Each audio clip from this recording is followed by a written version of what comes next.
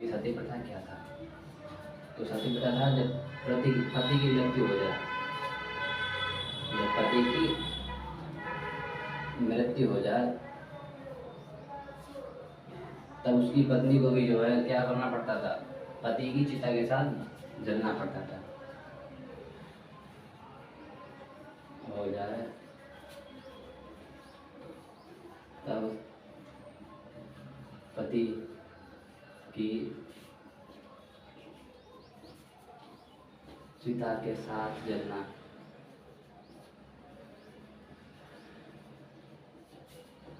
जब पति की मृत्यु हो जाए तब पति की चिता के साथ जलना क्या कहलाता था? सती प्रथा। सती प्रथा कहलाता था। अब सती प्रथा ये तो जान लिया, होता क्या आप देखते हैं इसका उद्देश्य क्या था। और तो उनके तो मुख्य कारण कौन से थे? तो पहला कारण था इसका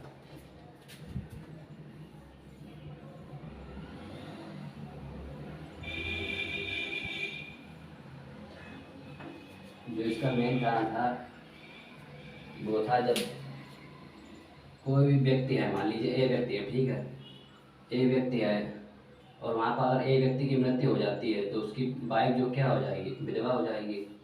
और विधवा होने पर ऐसा था जैसे अपना इस समय का समय है, यहाँ पे अगर बाई चांस की बात है कुछ हो जाता है तो औरतें जो मतलब कुछ नहीं होगा, अपना जॉब कर लेंगी कहीं ना कहीं पे, कहीं कोई काम कर लेंगी, बाहर चली जाएंगी, दिल्ली बम्बई आगरा, वहाँ पे अपना जो है काम करके गुजर बसर करने रहेंगी। तब उस समय ऐसा था कि इतने काम नहीं हुआ करते थे। वो प्राचीन समय था, उस समय मतलब जो था इतना काम वगैरह नहीं हुआ करते थे और ना ही औरतों को व्यवसाय करने का अधिकार था। औरतें जो थी उस समय कोई व्यवसाय नहीं कर सकती थी, कुछ नहीं कर सकती थी। तो औरतों का जो पूरा पालन पोषण था वो किस पर निर्भर था? वो था उनके पति, जो यहाँ पैराग्राफ बताने थे ए था, 20 की बंदी, तो ए का जो पूरा भरण पोषण था वो ए पर निर्भर था, क्योंकि उस समय कोई भी काम वगैरह नहीं हुआ करते थे और ना ही स्त्रियों को काम करने का कोई अधिकार था। तो होता ये था अगर ए की मृत्यु हो गई तो बी की जिम्मेदारी लेने वाला तब कौन था? उस समय बी की जिम्मेदारी लेने वाला कोई नहीं था। क्यों? क्योंकि अगर मान लीजिए ए है, ए का कोई भाई भी है, ठीक है, मान लीजिए ए का भाई सी है और ए और सी दोनों भाई हैं, अगर ए की मृत्यु हो जाती है तो सी की जिम्मेदारी आपकी नज़रों में कौन लेगा? आपकी नज़र तो यही जाएगी, तो सी इसका भाई जो है अपनी भाभी की जिम्मेदारी ये लेगा। क्योंकि आज बहुत सारे ऐसी जगह है कि मान लीजिए किसी का भाई खत्म हो गया है तो उसका छोटा भाई जो है वो अपनी भाभी की देखरेख करता है, अपने भतीजे वगैरह होते हैं उनकी देखरेख करता है। तो पहले ये सब नहीं था। पहले उसके ना होने का कारण ये था, मान लीजिए कहीं युद्ध हो गया, मुगलों ने अटैक कर दिया, या इससे पहले किसी और ने चोल साम्राज्य जो थे उन्होंने अटैक कर दिया, या मान लीजिए कोई आंतरिक युद्ध हुआ उसमें मारे गए, तो उसमें संभावनाएं ये भी होती है कि दोबारा आक्रमण भी हो सकता है।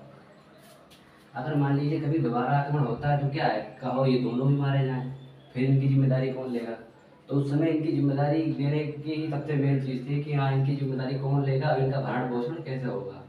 मान लीजिए दो भाई हैं ए और सी, बाई चांस ये बात है कोई आक्रमण हो जाए, दोनों की मृत्यु हो जाए, तो इन दोनों की जो पत्नियां होंगी उनका भरण पोषण कौन करेगा? घर वाले तो इतने सक्षम नहीं थे उस समय, क्योंकि कभी भी कोई भी अटैक हो सकता था, यही नहीं पता था कब किसकी मृत्यु हो जाए।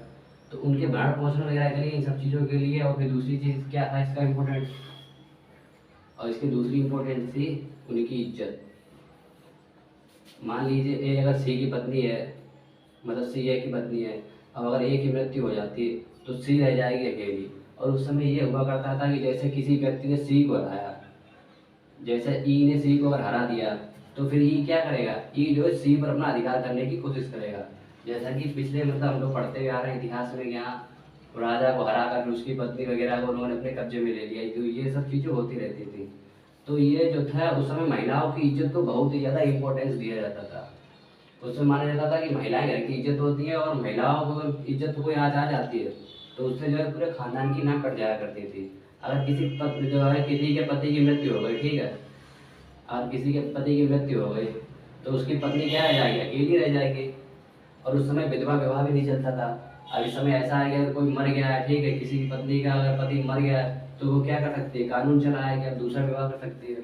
उस समय दूसरे विवाह का भी प्रचलन नहीं था औरतों का। तो ये सबसे बड़ी समस्या थी। तो फिर वो क्या करते थे, जिसने जो है ए को हराया था वो क्या करेगा, सी पर अधिकार कर लेगा।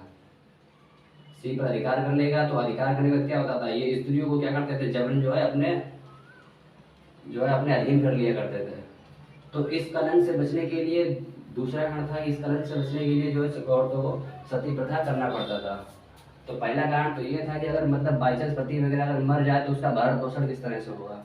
ये जिम्मेदारी बहुत इंपॉर्टेंट थी, क्योंकि उस समय चीज़ों का पता नहीं था कब कौन सा झगड़ा कहाँ हो जाए या कब क्या बात हो जाए। तो उस समय ये मारकाट ज़्यादा चला करती थी और उस समय इतने नियम कानून नहीं थे।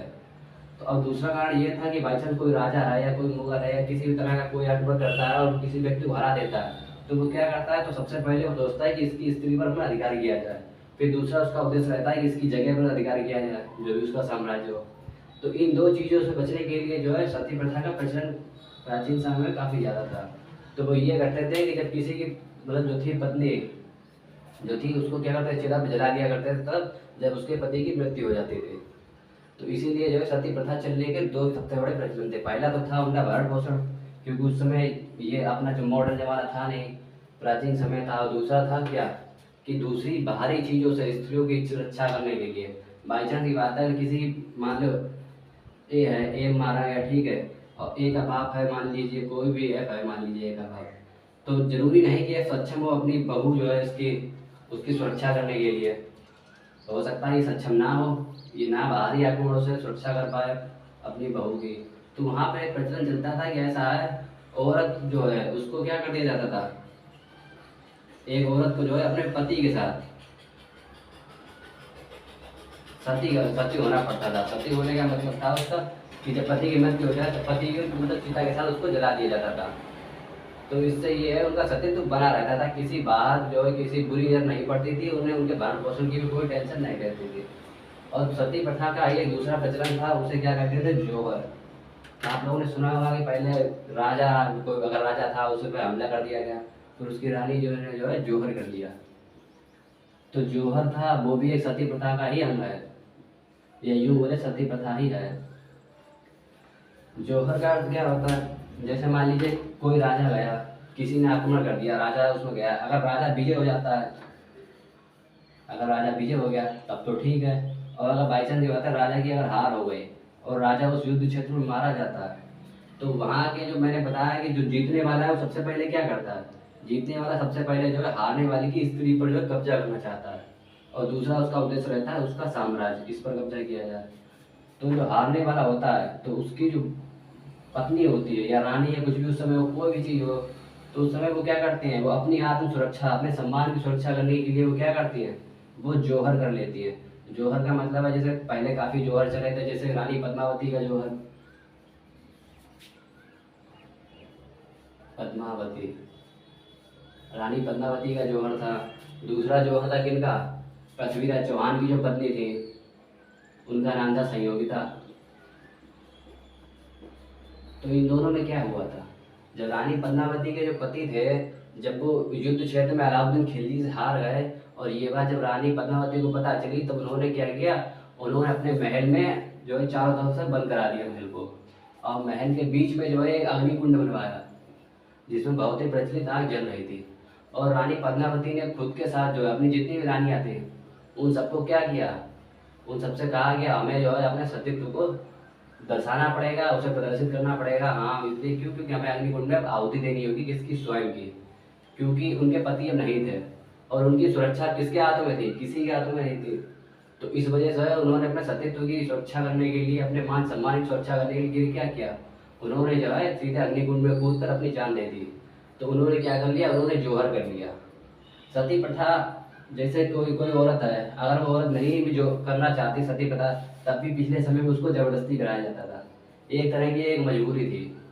और जबकि जोहर क्या होता था, जोहर वो होता था जिसमें स्त्री अपनी स्वयं की इच्छा से ही जो है अपने प्राण त्याग दे अपने पति के लिए।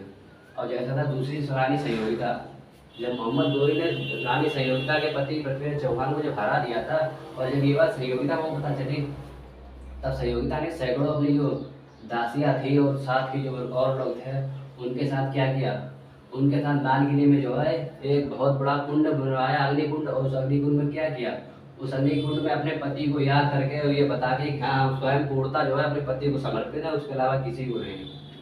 तो ये चीज़ें कुछ होती है वो करके उन्होंने क्या कर दिया, उन्होंने जो है अग्निकुंड में अपनी जान जो है दे दी, अपने प्राण परित्याग कर दिया।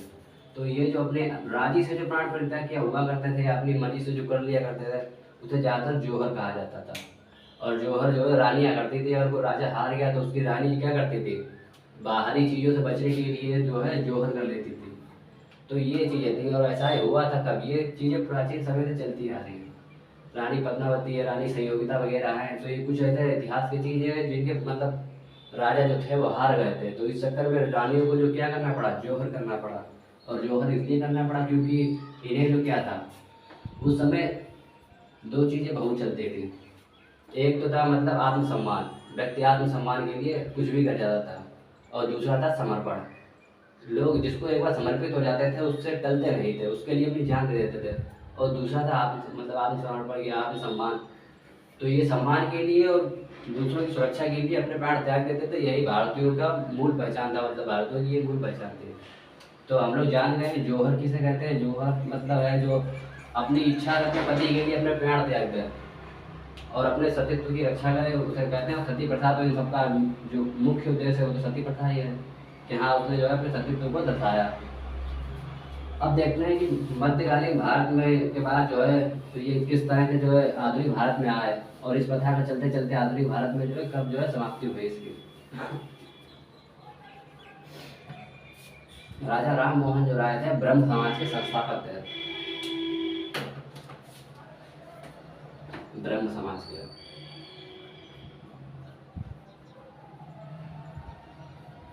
ब्रह्म समाज के संस्थापक थे राजा राम मोहन राय। मोहन राय। तो राजा राम मोहन राय ने क्या किया, पहले ये चीज़ें चली आ रही थी कहाँ से, ये चीज़ें आ रही थी पहले प्राचीन काल से, फिर ये मध्यकालीन भारत में पहुंची, प्राचीन भारत के इतिहास से फिर ये मध्यकालीन इतिहास में पहुंची, फिर ये चीज़ कहाँ पहुंची, फिर ये पहुंची आधुनिक भारत में। और आधुनिक भारत में जब पहुंची तो ब्रह्म समाज जो थे उसके संस्थापक कौन थे, राजा राम मोहन राय। और उस समय जो है आधुनिक भारत में 1600 ईस्वी के बाद अंग्रेजों का आना जाना शुरू हो गया। उसके बाद क्या हुआ, अंग्रेजों का शासन हो गया। तो अंग्रेजों का शासन चलते चलते जो है एक बार राजा राम मोहन राय कहाँ गए, राजा राम मोहन राय जो है एक बार विदेश यात्रा पर गए। जब राजा राम मोहन राय विदेश यात्रा पर गए तभी क्या हुआ, जो राजा राम मोहन राय के जो भाई थे उनकी मृत्यु हो गई। और उस समय ऐसा था नहीं कि फ़ोन चलता। अब इस समय क्या है, उन्होंने फटाक से फ़ोन लगा दिया, भैया वो कुछ दिक्कत हो गई, ये दिक्कत हो गई, या वो एक्सपायर हो गए। उस समय फ़ोन वगैरह कुछ भी चलता नहीं था। तो राजा राम मोहन राय जो है विदेश चले गए, उसी उपरांत जो है इनके भाई की मृत्यु हो गई। अब भाई की मृत्यु हो गई तो उनके साथ क्या किया गया, उनके भाई के साथ जो है उनकी भाभी जो थी उनको भी जला दिया गया था। ये बात जब कोई लौट कर आया तब ये बात किसको पता चली, राजा राम मोहन राय को पता चली। जब राजा राम मोहन राय पता चली तो उन्होंने कहा कि अरे यार ऐसा हुआ कि आपकी भाभी जो थी, भैया जो थे वो एक्सपायर हो गए। और भैया के एक्सपायर होने के बाद क्या किया, भाभी को सती प्रथा होना पड़ा। तो सती प्रथा के लिए क्या किया, उन्हें उनकी चिता के साथ जलना पड़ा। तो ये चीज़ें जो थी, ये चीज़ें मतलब बहुत ज़्यादा उन्होंने क्या कर दिया, आहत कर दिया राजा राम मोहन राय को, अंदर से बिल्कुल तोड़ कर रख दिया। तब राजा राम मोहन राय ने जो है एक बात कही कि जैसा मेरी भाभी के साथ हुआ है, उनके भाई की मृत्यु के उपरांत उन्हें भी जला दिया गया था। तो उन्होंने कहा कि जैसा मेरे भाभी के साथ हुआ है ऐसा मैं नहीं चाहता हूँ कि पूरे संपूर्ण भारत में किसी भी औरत के साथ हो। तो वो जो है तभी से सती प्रथा के कट्टर जो है विरोधी हो गए थे। और उन्होंने जो है एक दिन कसम खाई थी कि वो किसी भी हाल में ये सती प्रथा जो इसको पूर्ण रूप से क्या कर देंगे, भारत में प्रतिबंध लगा देंगे, बैन करवा देंगे। क्योंकि उस समय शासन किसका था, शासन था ब्रिटिश सरकार का। और ये बात है कब की, ये बात है 1800 की। 1800 के शासनकाल में किसका था, ब्रिटिश का शासन था। तब इन्होंने जो है मुहिम तरह तरह की मुहिम चलाई, और मुहिम चलाने के बाद इन्होंने क्या किया, इन्होंने जो है ब्रिटिश सरकार से इस चीज़ में जो है हस्तक्षेप करने के लिए या यूँ बोले सहायता करने के लिए आंदोलन वगैरह तरह तरह के बाकी चीज़ें होती है, संधि वगैरह वो करनी चालू कर दी। ब्रिटिश सरकार ने कहा ठीक है, ब्रिटिश सरकार ने कानून पारित किया सती प्रथा के लिए। सती प्रथा के लिए जो है कानून पारित किया।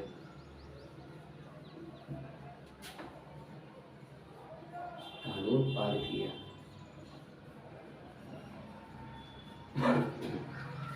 सती प्रथा का कानून जब पारित हुआ तो उसे क्या किया गया, उसे जो है अप्लाई कर दिया गया। उसे सही बता दिया गया हाँ ये चीज़ जो है सही है। भारत में क्या होना चाहिए, भारत में जो सती प्रथा का मतलब सती प्रथा को जो है प्रतिबंधित करना चाहिए, सती प्रथा पर प्रतिबंध करना चाहिए। तो उस समय ईस्ट इंडिया कंपनी वगैरह वगैरह की काफ़ी कंपनियां पहले आ चुकी थी, तो अंग्रेजों का शासन तो चल ही रहा था। तो अंग्रेजों में जो था ब्रिटिश सरकार का गवर्नर था, जनरल गवर्नर। जनरल गवर्नर जो था वो कौन था, वो था lord lord William Bentinck. Lord William Bentinck. तो लॉर्ड विलियम बेटिंग जो था उस समय क्या था, उस समय भारत का जनरल गवर्नर था ब्रिटिश सरकार का। तो ब्रिटिश सरकार का ये जनरल गवर्नर था, तो यहीं इसी ने जो है क्या किया, इसी ने जो है इस कानून को पारित किया, आगे लगाया, आगे जो है मतलब सारा काम करा के इसने जो भारत में ये चीज़ें लगा दी कि भारत में जो है सती प्रथा क्या हो गया, पूर्ण प्रतिबंधित हो गया। और इसने जो ये सब जब किया तब कब किया, तब इसने किया था 4 दिसंबर को।